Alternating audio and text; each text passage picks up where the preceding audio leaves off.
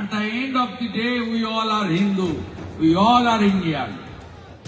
ব্রাহ্মণ, ক্ষত্রিয়, বৈশ্য, শূদ্র আমাদের জাতের পরিচয় থাকবে, কিন্তু সব মিলিয়ে আমরা সবাই সনাতনী।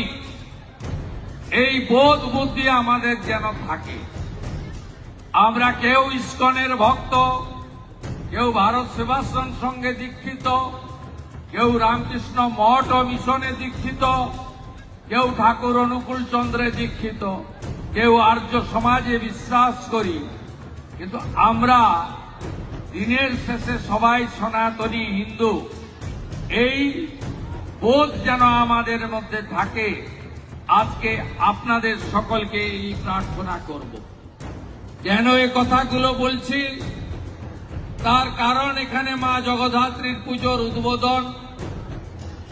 এখানে শুধুমাত্র আনন্দ অনুষ্ঠান, আলো, গান বাজনা তা নয়, মঞ্চে স্থাপন করেছেন রাধা মাধবকে। দীপদান হচ্ছে, অন্যদিকে মায়ের মণ্ডপ উন্মোচিত হবে। পঞ্জিকা শাস্ত্র মতে একেবারে মায়ের বোধন, কলাপৌ স্নান, পুষ্পাঞ্জলি, নবমীর আরতি এবং দধিকর্মা বিসর্জন ইত্যাদি সম্পূর্ণ বিষয় হবে। তাই আপনাদের কাছে আমার একটাই প্রশ্ন, হিন্দুদের জন্য কটা দেশ আছে?